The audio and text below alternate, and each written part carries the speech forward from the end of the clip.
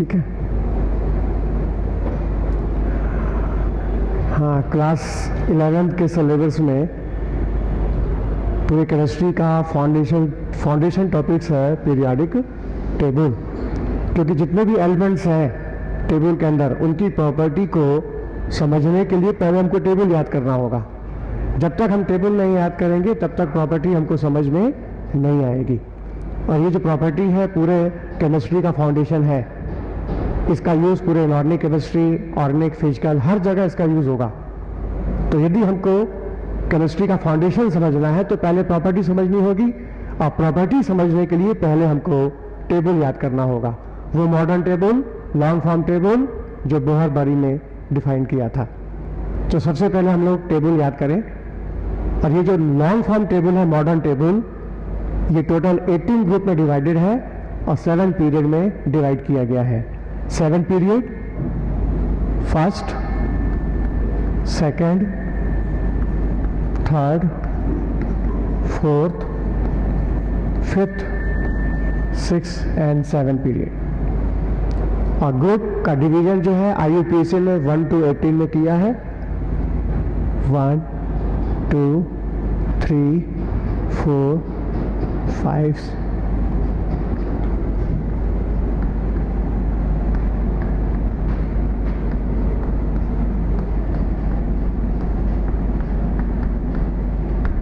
ये ग्रुप का division 1 to 18 according to IUPAC। लेकिन उससे पहले ग्रुप का जो डिवीजन था वो किया गया था 8th ग्रुप में, और उसको फर्दर डिवाइड किया सब ग्रुप A एंड B में। जैसे फर्स्ट ग्रुप ये हो गया first A, second group second A। ये पूरा S ब्लॉक में आता है। S ब्लॉक क्यों बोलते हैं S ब्लॉक? क्योंकि इस ग्रुप के अंदर जो भी एलिमेंट्स आएंगे उसमें भरते समय लास्ट इलेक्ट्रॉन S सेक्शन में जाएगा, इसलिए इनको बोलते हैं S ब्लॉक। हाँ, इसके बाद D ब्लॉक आएगा जिसकी शुरुआत थर्ड ग्रुप से होगी, लेकिन उससे पहले इसका डिवीजन किया था थर्ड B में, fourth B, fifth B, six B, seventh B। हाँ, 8th ग्रुप को फर्दर 3 बार रिपीट किया गया है, 8th। हाँ, इसके बाद first B, second B। This is the D block. ये पूरा D ब्लॉक है। क्यों बोलते हैं इस एलिमेंट्स को, इस ग्रुप के एलिमेंट को D ब्लॉक? क्योंकि भरते समय लास्ट इलेक्ट्रॉन जाएगा D सबशेल के अंदर, तो ऐसे एलिमेंट को कहा जाएगा D ब्लॉक। हाँ, D ब्लॉक के बाद 13 ग्रुप से P ब्लॉक की शुरुआत हो जाती है। P ब्लॉक इस ग्रुप में जो एलिमेंट्स आएंगे उसमें भरते समय लास्ट इलेक्ट्रॉन P सेक्शन में जाएगा, तो ऐसे एलिमेंट को कहा जाएगा P ब्लॉक। पूरा पीरियोडिक टेबल जो है ये 4 ब्लॉक में डिवाइड किया गया, S block, D block, P block, और एक चौथा है F ब्लॉक जिसको D ब्लॉक से ही निकाला गया है, ट्रांजिशन सीरीज से निकाला गया है। इसमें 2 सीरीज है F ब्लॉक में, लेंथेनाइड और एक्टिनाइड, जिसका जिक्र हम लोग आगे करेंगे।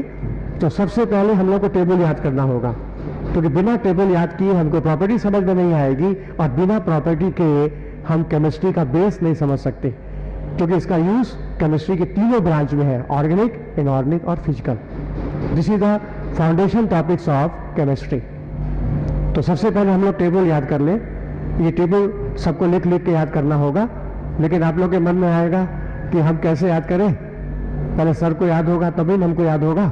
तो हमने कैसे याद किया है उसको हम एक बार ड्रॉ कर देते हैं, उसी आधार पे आप लोग भी याद करेंगे। लिख के 1-2 बार गलती जरूर होगी, लेकिन प्रयास करते रहेंगे तो याद हो जाएगा। और याद करने के लिए कुछ कोडवर्ड भी है, वो आपको हम शीट के माध्यम से दे देंगे। हाँ, फर्स्ट ग्रुप, इसमें सबसे पहला है एल्कली मेटल, जिसमें पहला आइटम आता है हाइड्रोजन, जो कि एनामलस है। इसकी पोजीशन फर्स्ट ग्रुप में भी है और 17 ग्रुप में भी रखा गया है। ये एनामलस एलिमेंट है, ये एल्कली मेटल में नहीं आएगा, लेकिन वो S ब्लॉक का पहला मेंबर है, हाइड्रोजन। हाँ, उसके बाद lithium, sodium, potassium, rubidium, caesium, francium. Francium ये रेडियो एक्टिव एलिमेंट होता है जो कि अनस्टेबल है, इसकी प्रॉपर्टी हम लोग डिफाइंड नहीं करेंगे आगे। हाँ, एल्कली मेटल्स में एलिमेंट आएंगे लिथियम से लेकर के सीजियम तक। Lithium, sodium, potassium, rubidium, caesium, they are alkali metal. क्यों बोलते हैं उनको एल्कली मेटल? क्योंकि इनका नेचर एल्कली है और ये मेटलिक नेचर के हैं। मेटलिक नेचर की प्रॉपर्टी आपने 10th में पढ़ा होगा, मेटल नॉन मेटल्स। तो जो प्रॉपर्टी पढ़ा है 10th में मेटल नॉन मेटल, वो प्रॉपर्टी इसके पास है क्योंकि दे आर मेटलिक। एल्कली क्यों बोला? क्योंकि इन सबके हाइड्रोक्साइड वाटर में सॉल्युबल है। तो जो भी मेटल के हाइड्रोक्साइड वाटर में सॉल्युबल है उनको बोलते हैं एल्कली मेटल। तो ये जितने भी एलिमेंट्स हो गए दे आर एल्कली मेटल्स।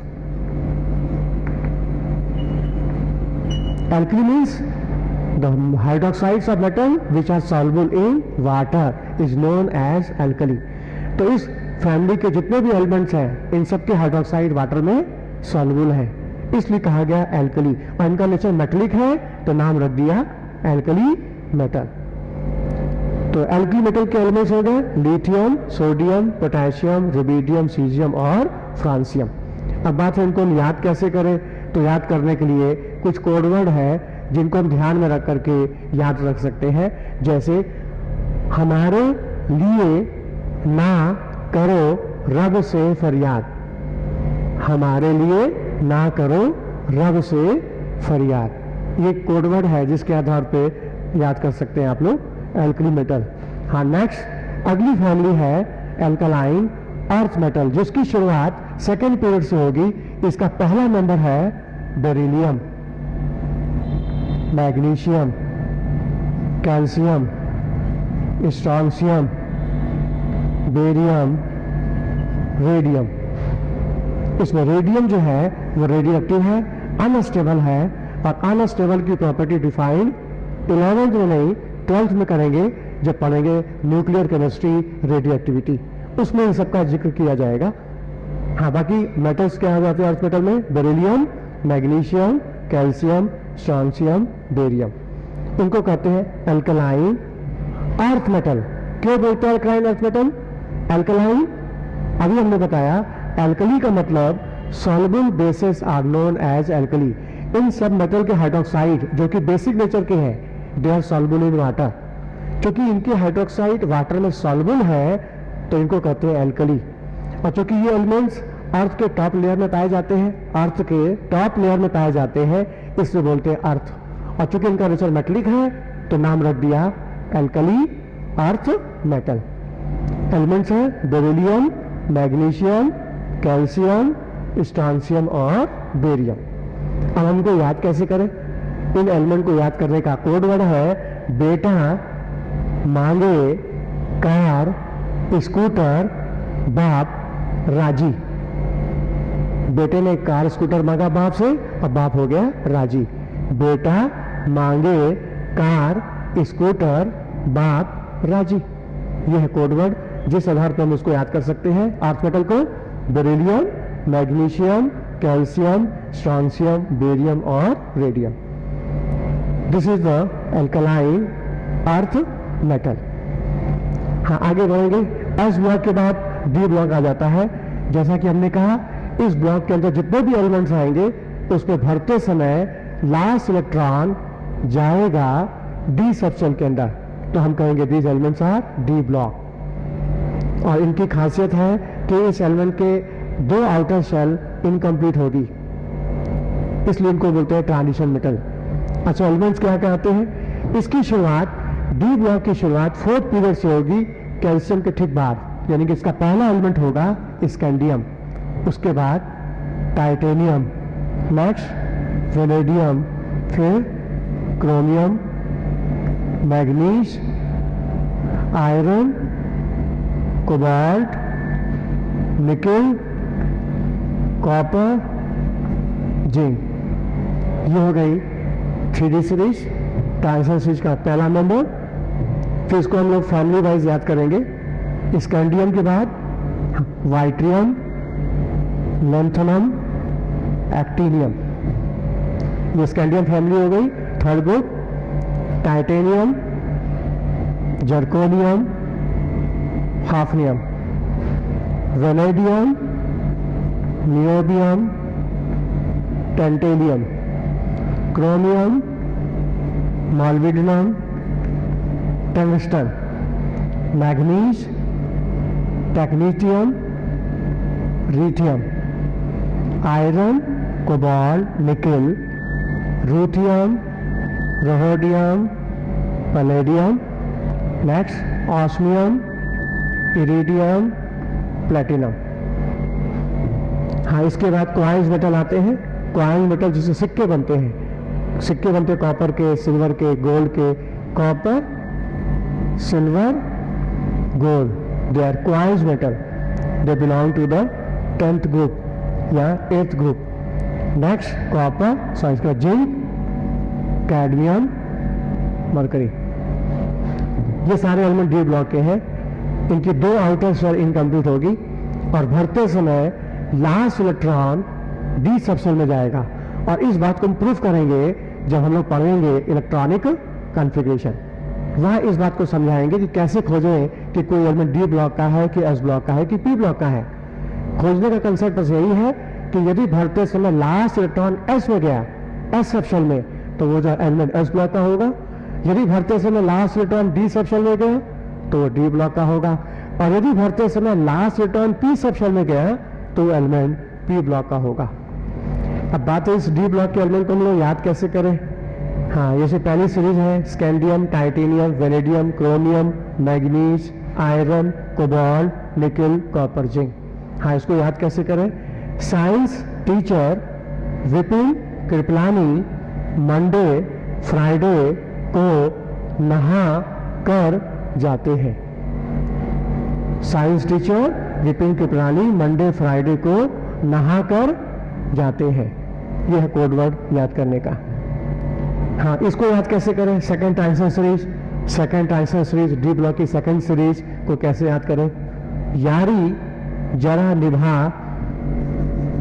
यारी जरा निभा मौत तक, रुकावट राह रास्ते में पड़े आग में कूद जा। यारी जरा निभा मौत तक, रुकावट राह पड़े आग में कूद जा। यह कोड वर्ड याद करने के लिए कैसे हम लोग याद करें सेकंड ट्रांजिशन सीरीज के एलिमेंट को। हाँ, third transition series D block की तीसरी सीरीज, उसके एलिमेंट को कैसे याद करें। ला हफ्ता, ला हफ्ता, ला हफ्ता, वरना रे उधर इधर पिटाई और होगी। ये हफ्ता मांग रहे हैं, ये बदमाश लोग हफ्ता मांगते हैं, उसी के ऊपर है ला हफ्ता वरना रे उधर इधर पिटाई और होगी। यह code word third transition series के मेंबर को याद करने के लिए। हाँ, इसके बाद फोर्थ सीरीज जो कि इनकम्प्लीट है, एलिमेंट्स एक्टिनियम के बाद रदरफोर्डियम। हाँ, लैंथेनम हाफनियम के बीच 14 एलिमेंट का गैप है जिसको लैंथेनाइट सीरीज बोलते हैं, एफ ब्लॉक। और एक्टिनियम रदरफोर्डियम के बीच भी 14 एलिमेंट का गैप है जिसे बोलते हैं एक्टिनाइट सीरीज, जिसका जिक्र अभी हम करेंगे। हाँ, इससे पहले पी ब्लॉक देख लिया जाए।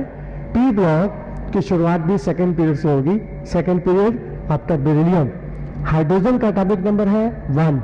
इसके बाद हीलियम आता है, 0 ग्रुप, इसको बोल 0 ग्रुप। हाँ, फर्स्ट बी, सेकेंड की बी के बाद third A, fourth A, fifth A, sixth A, seventh A, last में 0 ग्रुप, 0 ग्रुप।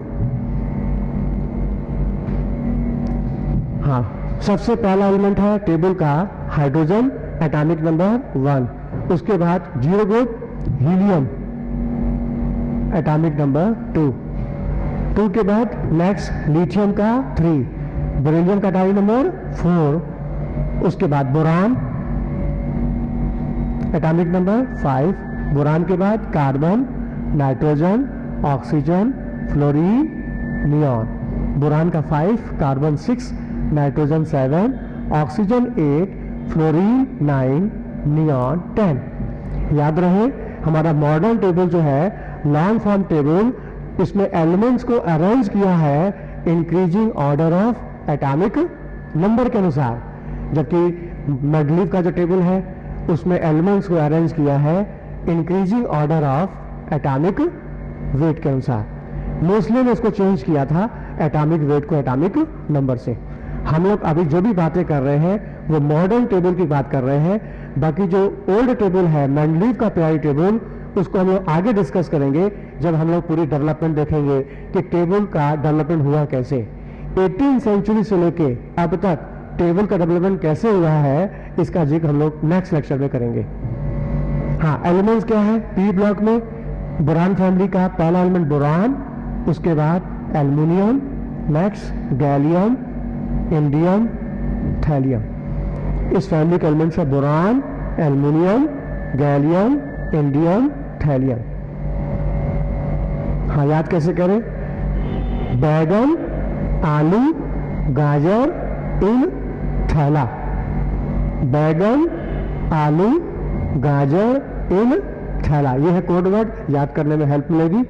हाँ, नेक्स्ट कार्बन फैमिली, एलिमेंट्स है कार्बन, सिलिकॉन, जर्मेनियम, टिन और लेड। ये carbon family, carbon, silicon, germanium, tin, lead. इसको कैसे याद करें? काशी गए शंकर पार्वती, काशी गए शंकर पार्वती। कोड वर्ड याद करने के लिए carbon family. Nitrogen family, elements है nitrogen, phosphorus, arsenic, antimony, bismuth. हाँ, इस नाइट्रोजन फैमिली के जो एलिमेंट्स है इसको हम लोग निकोजन फैमिली बोलते हैं। निकोजन, निकोजन, निकोजन का मतलब है सफोकेशन, क्योंकि इस फैमिली के जो एलिमेंट्स हैं they are poisonous in nature.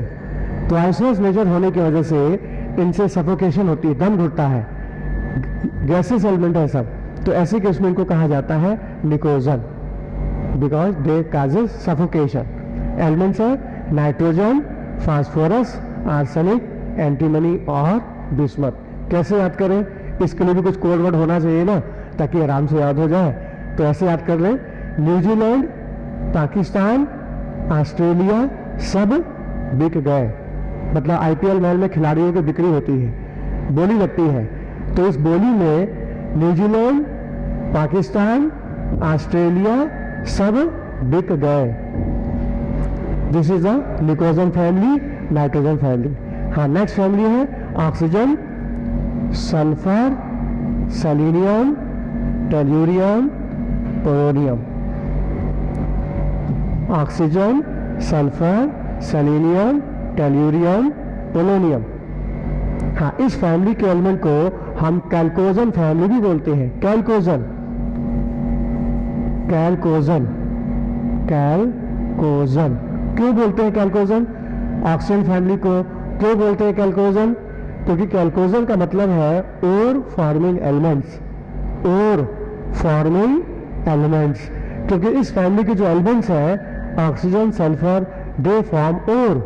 ओर का यूज हम मेटलर्जी में करते हैं, मेटल का जो आइसोलेशन करते हैं जिस केमिकल एजेंट से, उसको बोलते हैं ओर। तो सारे ओर जो है वो या तो ऑक्साइड होते हैं, या तो सल्फाइड होते हैं, या तो सेलेनियम ओर होते हैं। क्योंकि ओर में इन सारे एलिमेंट का यूज है, तो ऐसे केस में बोलते हैं chalcogen ore forming elements. Oxygen family, oxygen, sulphur, selenium, tellurium, polonium. कैसे याद करें इस फैमिली के एलिमेंट को? ऑक्सीजन में सल्फर को सीटी मारी पौ, ऑक्सीजन में सल्फर को सीटी मारी पौ। Next family halogen family, elements है fluorine, chlorine, bromine, iodine, astatine. Fluorine, chlorine, bromine, iodine, astatine. इसमें फ्लोरीन, क्लोरीन गैसेस नेचर का होता है, गैस। ब्रोमीन लिक्विड होता है और आयोडीन सॉलिड होता है। एस्टेटाइन सॉलिड है, रेडियोएक्टिव है, अनस्टेबल है। हाँ, लास्ट फैमिली जीरो ग्रुप, जो कि इनर्ट गैस, क्योंकि ये नॉन रिएक्टिव्स होते हैं इसलिए बोलते हैं इनर्ट। और ये सारी गैसेस जितनी भी हैं वो एयर में माइन्यूट क्वांटिटी में पाई जाती है, स्मॉल अमाउंट में पाई जाती है, इसलिए इनको रेयर गैसेस भी कहा जाता है। वो एलिमेंट्स है noble gas helium, neon, argon, krypton, xenon, radon. They are rare gases of atmosphere. Rare gases मतलब ये एटमॉस्फेयर में माइन्यूट क्वांटिटी में मौजूद है गैस के फॉर्म में, तो they are known as rare gases of atmosphere. शुरू में इनको इनर्ट गैस कहा गया था। इनर्ट गैस मतलब they are completely non reactive, ये किसी से रिएक्ट नहीं करती, तभी तो एयर में पाई जाती है। लेकिन बाद में पता चला कि ज़ीनॉन और क्रिप्टॉन ने कुछ कंपाउंड बनाए हैं, ये आपस में रिएक्ट किए हैं, इनके ऑक्साइड फ्लोराइड बने हैं, तो इनका नाम रख दिया noble gas. Nobles means they show partial reactivity, they are noble gases. हाँ, इनको कैसे याद रखें? हाँ, ऑक्सीजन फैमिली को तो हमने याद कर लिया था, ऑक्सीजन ने सल्फर को सीटी मारी प्रो। अब बात है हेलोजन फैमिली को कैसे याद करें? फिर कल बाहर आई आंटी, आंटी घर से बाहर आई है, फिर कल बाहर आई आंटी। हाँ, नेक्स्ट नोबल गैस को कैसे याद करें? एलिमेंट कौन कौन से हैं? Helium, neon, argon, krypton, xenon, radon. याद कैसे करें? हे नानी आराम कर वरना जिंदा रहेगी। हे नानी आराम कर जिंदा रहेगी। ठीक है, बच्चे नानी से बोल रहे हैं कि आराम कर तभी जिंदा रहेगी, ज़्यादा आराम करेगी तो जल्दी खत्म हो जाएगी ना, तो इसलिए बच्चे को नानी को प्यार करना है तो रोकना चाहते हैं, हे नानी आराम कर जिंदा रहेगी। ये हो गया पी ब्लॉक,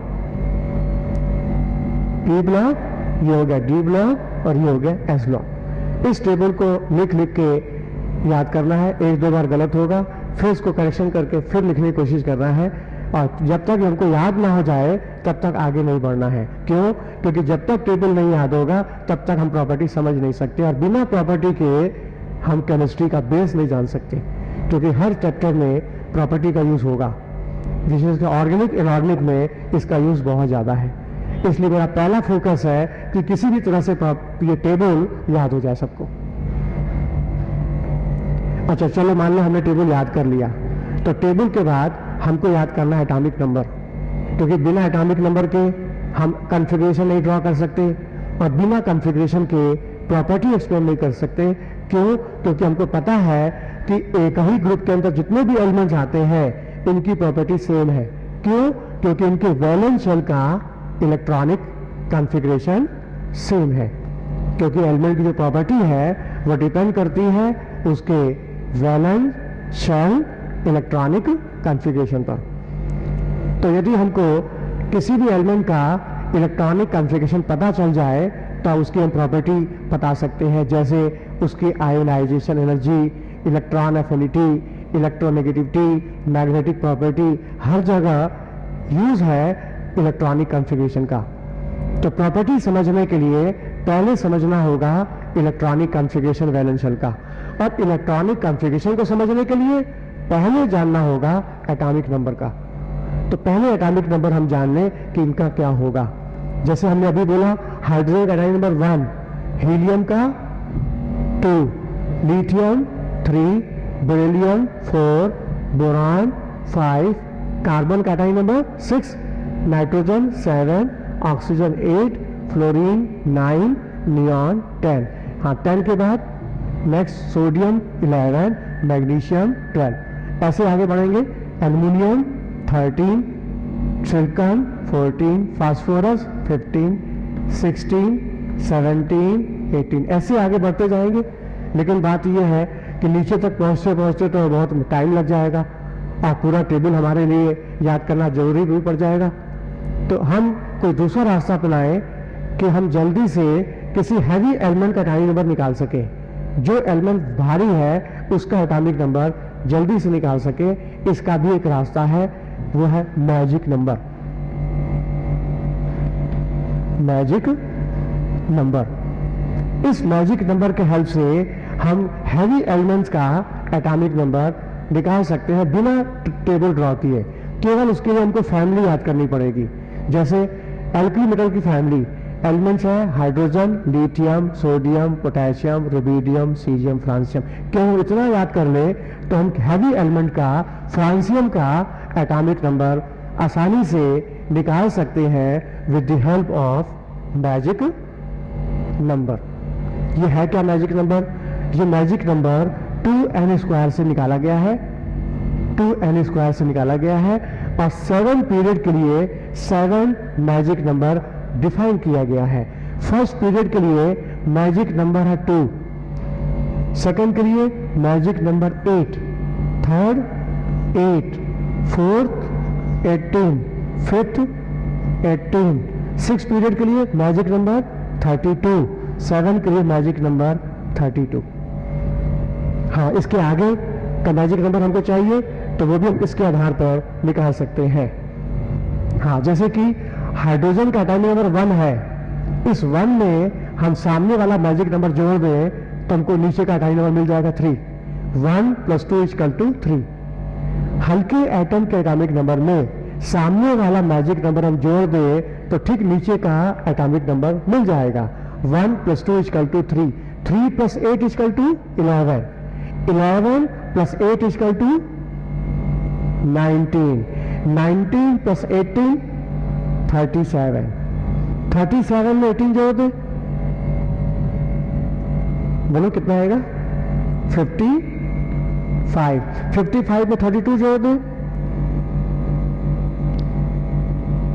87, 87 में हम 30 जोड़ दें, 32 जोड़ दें तो हमको उसका भी एटॉमिक नंबर मिल जाएगा जो एलिमेंट अभी तक डिस्कवर नहीं है, फ्यूचर में हो सकता है आफ्टर फ्रांसियम।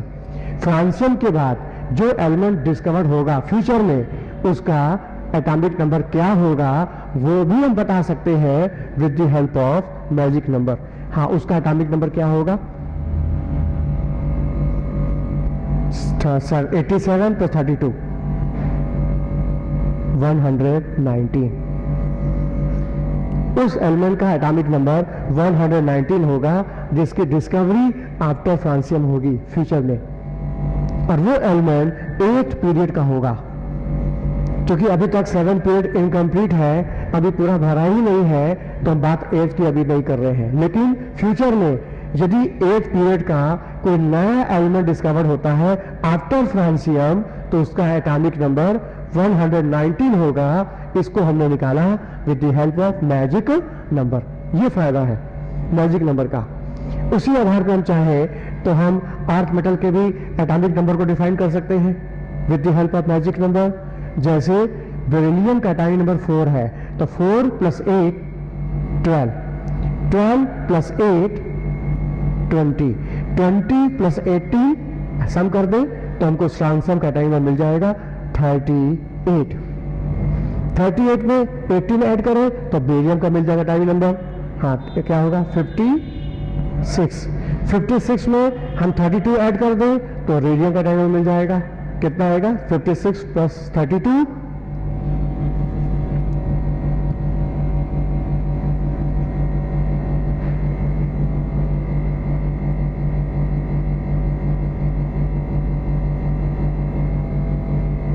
38 + 56, 56 + 32 6,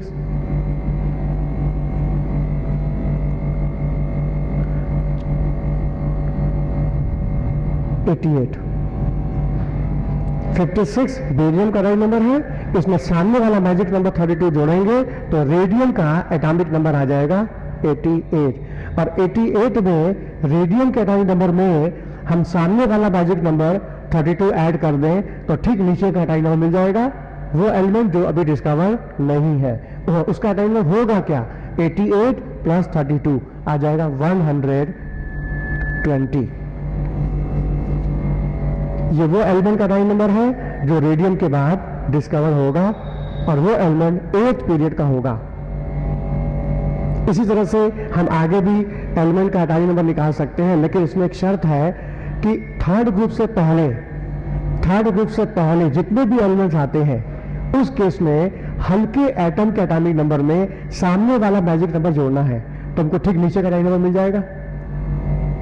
हल्के एटम के एटॉमिक नंबर में सामने वाला मैजिक नंबर जोड़ेंगे तो ठीक नीचे का एटॉमिक नंबर मिल जाएगा। ये रूल अप्लाई करना है थर्ड ग्रुप से पहले। लेकिन थर्ड ग्रुप के बाद जितने भी एलिमेंट्स आएंगे उस केस में हल्के एटम के एटॉमिक नंबर में सामने वाला मैजिक नंबर ये 8 नहीं जोड़ना है, डायगोनल 8 जोड़ना है, उसके डायगोनली 8 जोड़ना है हमको। ये हमको चेंज करना होगा नियम में कि थर्ड ग्रुप से पहले हल्के एटम के एटॉमिक नंबर में सामने वाला मैजिक नंबर जोड़ेंगे, लेकिन थर्ड ग्रुप के बाद जितने भी एलिमेंट्स आते हैं उसमें हम हल्के एटम के एटॉमिक नंबर में ठीक सामने वाला मैजिक नंबर 8 नहीं बल्कि डायगोनल 8 जोड़ेंगे। ऐसा क्यों? इसलिए कि यहाँ से 14 एलिमेंट्स निकाल करके टेबल से अलग दिखाया गया है, जिसको बोलते हैं एफ ब्लॉक। यहाँ से 14 लैंथेनाइट और 14 एक्टिनाइट, 28 एलिमेंट निकाल लिए गए हैं और उनको अलग से शो किया गया है, जिस कारण से ये चेंज आएगा। क्या कि थर्ड ग्रुप से पहले हल्के एटम के एटॉमिक नंबर में सामने वाला मैजिक नंबर जोड़ेंगे तो उसके नीचे का एटॉमिक नंबर मिल जाएगा, लेकिन थर्ड ग्रुप के बाद हल्के एटम के एटॉमिक नंबर में सामने वाला मैजिक नंबर नहीं बल्कि डायगोनल 8 जोड़ेंगे तो हमको नीचे का एटॉमिक नंबर मिल जाएगा। जैसे फर्स्ट पीरियड के लिए हमने मैजिक नंबर बताया था 2, फर्स्ट पीरियड के लिए मैजिक नंबर 2, सेकंड के लिए था 8, फिर 18, 32। अब जैसे बोरान का एटॉमिक नंबर 5 है तो 5 के बाद हमको एल्यूमिनियम का चाहिए एटॉमिक नंबर, तो बोरान के एटॉमिक नंबर में ये वाला 8 नहीं जोड़ेंगे बल्कि ये वाला 8 जोड़ेंगे। 5 + 8 = 13, एल्यूमिनियम का हो गया 13। 13 में फिर हम जोड़ेंगे 18 तो आ जाएगा एटॉमिक नंबर गैलियम का 31। 31 में हम जोड़ेंगे एटॉमिक मैजिक नंबर 18 तो इंडियम का मिल जाएगा। हाँ, 31 + 18 49, इंडियम का एटॉमिक नंबर 49। हाँ, 49 में हम 32 ऐड कर दें तो हमें थैलियम का एटॉमिक नंबर मिल जाएगा। हाँ, क्या आएगा? 81, थैलियम का एटॉमिक नंबर 81। एक बार फिर से रिपीट कर दें कि थर्ड ग्रुप के बाद जितने भी एलिमेंट्स आएंगे उसमें हल्के एटम के एटॉमिक नंबर में सामने वाला मैजिक नंबर नहीं बल्कि डायगोनल वाला मैजिक नंबर जोड़ना होगा तो हमको ठीक नीचे का एटॉमिक नंबर मिल जाएगा। जैसे बोरान का है 5 तो 5 हमने 8 जोड़ दिया, 5 + 8 = 13, 13 में 18 जोड़ दिया तो गैलियम का एटॉमिक नंबर 31, 31 में 18 जोड़ दिया तो इंडियम का एटॉमिक नंबर 49, 49 में 32 मैजिक नंबर जोड़ दिया तो थैलियम का मिल गया 81। इसका फायदा हमको यह भी है कि यदि फ्यूचर में बोरान फैमिली के अंदर थैलियम के बाद कोई नया एलिमेंट डिस्कवर होता है तो उसका भी एटॉमिक नंबर क्या होगा वो हम आज के डेट पर बता सकते हैं with the help of magic number. वो कैसे? थैलियम का 81 है, अब इसमें मैजिक नंबर 32 जोड़ दें तो ठीक नीचे का एटॉमिक नंबर मिल जाएगा। हाँ, 81 + 32 = हो जाएगा एटॉमिक नंबर 113। तो नेक्स्ट एलिमेंट आफ्टर थैलियम जो डिस्कवर होगा बोरान फैमिली में उसका एटॉमिक नंबर होगा 113। अच्छा, तो यदि हमने एटॉमिक नंबर तो डिफाइन कर लिया, अब बात है उसका नाम क्या होगा। हमने मैजिक नंबर से हैवी एलिमेंट का एटॉमिक नंबर तो निकाल लिया, लेकिन उसका नाम क्या होगा? तो नाम कैसे देना है इसके लिए IUPAC ने एक अपना सिस्टम दिया है, IUPAC नॉमेनक्लेचर। आखिर IUPAC की जरूरत क्या पड़ी? क्यों IUPAC के अनुसार एलिमेंट का नाम दिया गया? यह समस्या इस रदरफोर्डियम को लेकर आई थी, क्योंकि रदरफोर्डियम का एटॉमिक नंबर इस एलिमेंट की डिस्कवरी 2 साइंटिस्ट ने की थी, एक रदरफोर्डियम और एक खुर्चेथोबियम। रदरफोर्डियम ये अमेरिकन साइंटिस्ट है, इन्होंने इसकी डिस्कवरी की थी और दूसरे हैं रशियन साइंटिस्ट खुर्शतोबियन, उन्होंने भी इसका डिस्कवरी में हेल्प किया था। तो चूंकि एक ही एलिमेंट को दो साइंटिस्ट ने डिस्कवर किया है, तो नाम को लेकर के प्रॉब्लम्स आ गई कि नाम किसका शो किया जाए। किसी टेबल में रदरफोर्डियम शो किया है, किसी टेबल में खुर्शतोबियन शो किया है। एक्चुअली एलिमेंट एक है और डिस्कवरर है इसके दो, तो उस एलिमेंट के सिंबल को लेके, नाम को लेके डिस्कवरर के बीच समस्या पैदा हो गई, आखिर किसके नाम को हाईलाइट किया जाए। तो ऐसी समस्या को दूर करने के लिए IUPAC ने नेमिंग का एक सिस्टम बना दिया, और ये सिस्टम, ये नेमिंग केवल उस एलिमेंट के लिए दी जाएगी जिसका एटॉमिक नंबर 100 से ज्यादा है। एटॉमिक नंबर मोर देन 100, ऐसा कोई भी एलिमेंट जिसका एटॉमिक नंबर मोर देन 100 है, उसकी नेमिंग IUPAC के थ्रू की जाएगी। किस आधार पर? वो एटॉमिक नंबर की डिजिट के आधार पर। डिजिट, जैसे एटॉमिक नंबर के डिजिट में 0 आता है तो उसके लिए सिंबल दिया जाएगा निल। यदि डिजिट में 1 आता है तो सिंबल होगा अन, 2 आए तो सिंबल बाई, बाई, 3 आए तो सिंबल होगा ट्राई, हाँ यदि सिंबल 4 आए तो होगा क्वाड, 5 आए तो सिंबल तो होगा ना नेमिंग पेंट, 6 आए तो हेक्स, 7 आए सेप्ट, हाँ 8 आता है तो 8, डिजिट में 8 आ जाए तो IUPAC हो जाएगा ऑक्ट, और 9 आ जाए तो हो जाएगा इन। और जब भी हम डिजिट के अनुसार नेमिंग करेंगे तो लास्ट में हम टर्मिनेट करेंगे नाम को IUM से, लास्ट में जुड़ जाएगा IUM। फॉर एग्जाम्पल, जैसे एटॉमिक नंबर 113, इसका एटॉमिक नंबर 100 से ज्यादा है, हम इसकी नेमिंग करना चाहते हैं अकॉर्डिंग टू IUPAC, तो इसका IUPAC नेम क्या होगा? 113, हाँ 1 के लिए क्या बोला? अन, फिर देखिए 2 बार 1 है तो नाम हो जाएगा अन, 1 के लिए अन, फिर 1 है अन, हाँ 3 के लिए ट्राई, ट्राई, और लास्ट में क्या होगा? EM, IUM। 2 वोवेल एक साथ नहीं हो सकते, इसलिए I को हटा के UN, तो इसका IUPAC नेम हो गया एटॉमिक नंबर 113 का अन ट्राइयम। इसी तरह से यदि हमको 119 का IUPAC नॉमेनक्लेचर देना है तो कैसे नाम देंगे? नाम क्या आएगा इसका? 119, हाँ इसका IUPAC नेम होगा 1 के लिए अन, फिर 1 के लिए अन, 9 के लिए इन, और नेम को टर्मिनेट किससे करना है? IUM, IUM। तो इस 119 एटॉमिक नंबर से जो एलिमेंट आया है उसका IUPAC नॉमेनक्लेचर होगा अनइनियम। अच्छा, नाम तो हमने दे दिया, अब सिंबल भी तो देंगे, क्योंकि टेबल में तो सिंबल चलता है तो यहां भी सिंबल चलेगा। सिंबल क्या देंगे? हाँ 0 के लिए नाम तो नहीं है लेकिन सिंबल होगा N, 1 के लिए I, सिंबल होगा U, 2 के लिए बाई, सिंबल होगा B, 3 के लिए नेमिंग है ट्राई, सिंबल होगा T, 4 के लिए क्वाड, सिंबल होगा Q, 5 के लिए नेमिंग है पेन, सिंबल होगा P, 6 के लिए हेक्स, सिंबल होगा H, 7 के लिए सेप्ट, सिंबल होगा S, ऑक्ट के लिए सिंबल होगा O, और इन के लिए सिंबल होगा E। ध्यान रहे सिंबल रिपीट नहीं होगा, सारे सिंबल देखिए अलग अलग है, N U P B T Q P H S S O E, symbol repeat नहीं है। अब जैसे हमको 119 का नेमिंग है 1 अनइनियम, एटॉमिक नंबर 119 का नेमिंग है अनइनियम, लेकिन इसका सिंबल क्या देंगे?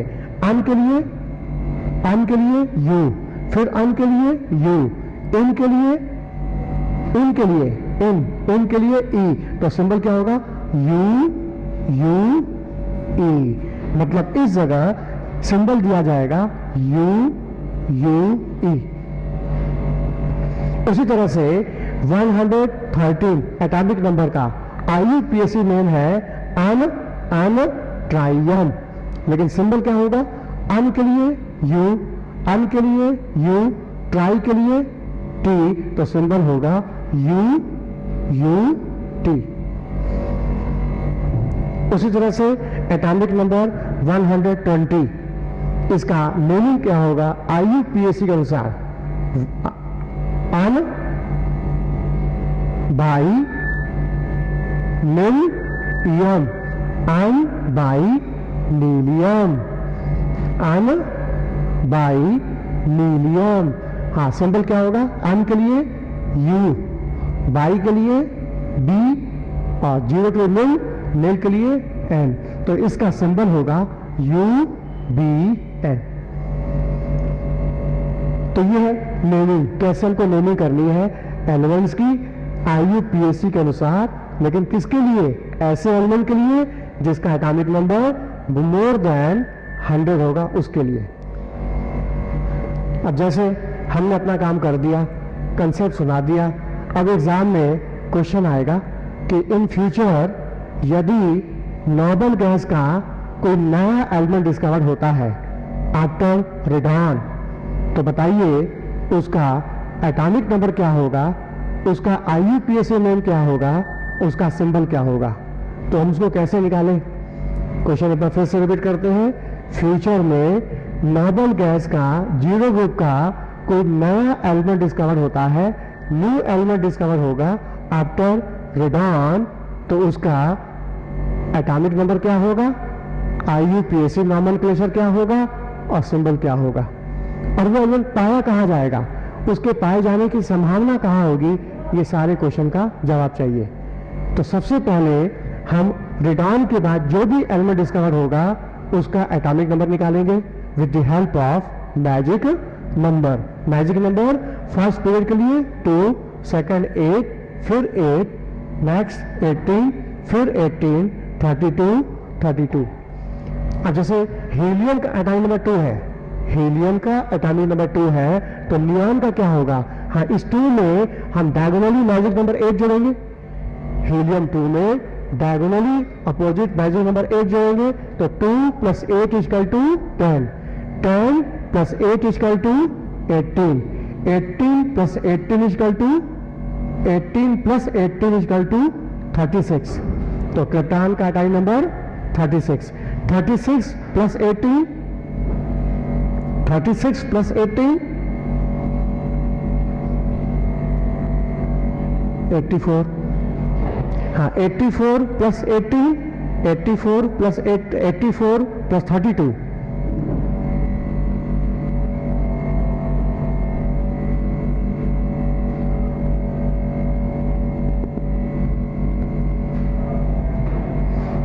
160।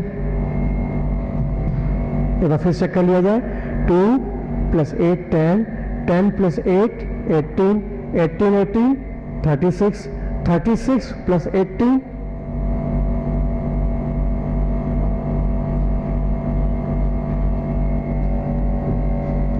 हाँ, इसको ठीक कर ले जरा फिर से।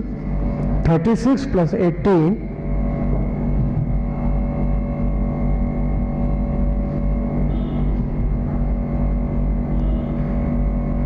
54, सॉरी 54, 54 + 32, 54 + 32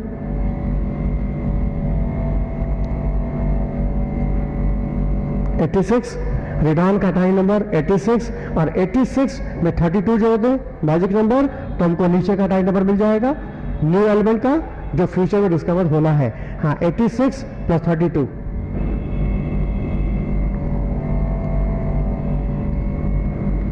118, 118। तो जो नया एलिमेंट डिस्कवर होगा जीरो ग्रुप का आफ्टर रेडॉन, उसका एटॉमिक नंबर होगा 118। हाँ, अब उसका मीनिंग क्या होगा अकॉर्डिंग टू IUPAC नॉमेनक्लेचर 118 का। हाँ, नाम 1 के लिए अन, फिर 1 है तो अन, और 8 के लिए ऑक्ट, ऑक्ट, और टर्मिनेट करना है नाम को ईएम से, तो पूरा नाम क्या हो गया? एटॉमिक नंबर 118 का अन ऑक्टियम। सिंबल क्या होगा? सिंबल क्या देंगे इसका? अन के लिए यू, फिर अन के लिए यू, ऑक्ट के लिए ओ, तो सिंबल हो जाएगा यू यू ओ। तो जो एलिमेंट डिस्कवर होगा आफ्टर रिडॉन, उसका नेमिंग होगा अन ऑक्टियम और सिंबल होगा यू यू ओ। और ऐसे एलिमेंट के पाए जाने की संभावना कहाँ होगी? जहां वही पाया जाएगा जहां बाकी एलिमेंट पाए जाते हैं, क्योंकि सारे एलिमेंट रेयर एटमॉस्फेरिक में पाए जाते हैं। ये सारी नोबल गैसेस एटमॉस्फेयर में माइन्यूट क्वांटिटी में पाई जाती है, तो उम्मीद करते हैं ये भी एटमॉस्फेयर पाया जाएगा, रेयर गैसेस ऑफ एटमॉस्फेयर। ये हो गया इनका नोमेनक्लेचर। तो आज के लेक्चर में हम लोगों ने टेबल को याद कैसे करना है इस पर ध्यान दिया है, और टेबल याद करने के लिए कुछ कोड वर्ड हमने दे दिए हैं, और टेबल के बाद एलिमेंट्स का एटॉमिक नंबर कैसे याद करना है तो उसके लिए मैजिक नंबर दे दिया। मैजिक नंबर जिसको हमने डिफाइन किया 2n² के माध्यम से, और उसके बाद उसकी नेमिंग कैसे करनी है IUPAC नोमेनक्लेचर, वो हम लोगों ने देख लिया है। अच्छा, एक चीज बच गया है, उसको भी पूरा कर दे। हमारा टेबल 4 ब्लॉक में डिवाइड किया गया है। एस ब्लॉक जिसमें 2 फैमिली आती है, एल्कली मेटल, अर्थ मेटल। उसके बाद डी ब्लॉक जिसकी शुरुआत 3rd ग्रुप से होगी, 3rd से लेकर 12 तक, जिसमें डी ब्लॉक के एलिमेंट्स आएंगे, और 13 ग्रुप से लेकर 18 तक जो एलिमेंट्स आएंगे they belong to P block. एक चौथा ब्लॉक है एफ ब्लॉक, जिसमें 28 एलिमेंट्स आते हैं, जिसमें 14 लेंथेनाइड और 14 एक्टिनाइड। ये 14 लेंथेनाइड एलिमेंट्स को, जो कि लेंथेनम के ठीक बाद में है, यहां से निकाला गया, निकाल करके टेबल से अलग शो करते हैं। जो एलिमेंट आता है सीरियम 58 से लेके ल्यूटेटियम 71 तक, इस 14 एलिमेंट को यहां से निकाल के टेबल के अलग नीचे दिखाया जाता है, जिसको बोलते हैं लेंथेनाइड सीरीज। लेंथेनाइड या 4f सीरीज भी बोलते हैं इसको। क्यों 4f सीरीज? क्योंकि इसमें जब इलेक्ट्रॉन भरा जाएगा तो लास्ट इलेक्ट्रॉन 4f में जाएगा, तो इसलिए इसको कहा जाता है 4f सीरीज। इस 14 एलिमेंट को रिप्रेजेंट लेंथेनम करता है डी ब्लॉक के अंदर, इसलिए इन्हें कहा जाता है लेंथेनाइड सीरीज। और इसके बाद एक्टिनियम और रदरफोर्डियम के बीच 14 एलिमेंट का गैप है, जो यहां से निकाल करके टेबल से अलग दिखाया जाता है, इसे बोलते हैं एक्टिनाइड सीरीज, जिसमें एलिमेंट्स आते हैं थोरियम 90 से लेके लवरेंशियम 103। इस 14 एलिमेंट को हम बोलते हैं एक्टिनाइड सीरीज। क्यों? क्योंकि इन 14 एलिमेंट को रिप्रेजेंट करता है एक्टिनियम डी ब्लॉक के अंदर, तो इसलिए इनको कहा गया एक्टिनाइड। एक्टिनाइड, या इनको हम कहेंगे 5f सीरीज। क्यों 5f सीरीज बोलते हैं? क्योंकि भरते समय इन सारे एलिमेंट्स में लास्ट इलेक्ट्रॉन जाता है 5f के अंदर। क्योंकि 5f में इलेक्ट्रॉन भरता है लास्ट, तो नाम रख दिया 5f सीरीज। क्योंकि इन 14 एलिमेंट को रिप्रेजेंट करता है एक्टिनियम डी ब्लॉक के अंदर, तो इनको नाम रख दिया एक्टिनाइड सीरीज, जिसमें एलिमेंट है थोरियम 90 से लेके लवरेंशियम 103। अब चूंकि थोरियम का 90 है, तो एक्टिनियम का नंबर क्या होगा? 89। अच्छा, लास्ट एलिमेंट लवरेंशियम का 103 है, तो उसके बाद रदरफोर्डियम का क्या होगा? 104। उसी तरह से लेंथेनाइड सीरीज के जो 14 एलिमेंट्स हैं, सीरियम 58 से लेके ल्यूटेटियम 71, हाँ, इसमें सीरियम का है एटॉमिक नंबर 58, तो उसके ठीक पहले लेंथेनम का होगा 57। हाँ, last element lutetium atomic number 71, तो ठीक बाद का हाफनियम, इसका एटॉमिक नंबर होगा 72। तो कहने का मतलब 57 और 72 के बीच 14 एलिमेंट का गैप है। सीरियम 58 से लेके ल्यूटेटियम 71, जो लेंथेनाइड सीरीज के मेंबर्स हैं, जिनको यहां से निकाल के अलग से दिखाया गया टेबल में, जिनको बोलते हैं लेंथेनाइड सीरीज या 4f सीरीज। उसी तरह से एक्टेनाइज सीरीज के 14 एलिमेंट, इनको भी यहां से निकाल के अलग से दिखाया गया। This is the F block, ये टेबल से अलग है। टोटल हमारा टेबल 4 ब्लॉक में डिवाइड किया गया, S block, D block, P block और ठीक नीचे एफ ब्लॉक, जिसकी 2 सीरीज है, 14 लैंथेनाइड और 14 एक्टेनाइड, मिला के टोटल एफ ब्लॉक में 28 एलिमेंट आते हैं। ये है हमारा लॉन्ग फॉर्म पीरियाडिक टेबल, जिसको हमें याद रखना है। भले 2 बार 3 बार लिख करके कैसे भी इसको याद करने की कोशिश करें। जब तक ये याद नहीं होगा तब तक हम लोग प्रॉपर्टी नहीं समझ पाएंगे, और प्रॉपर्टी समझने के लिए पहला हमको चाहिए टेबल और एटॉमिक नंबर, जो हमने आज डिस्कस कर लिया है, इसको समझाया है with the help of magic number.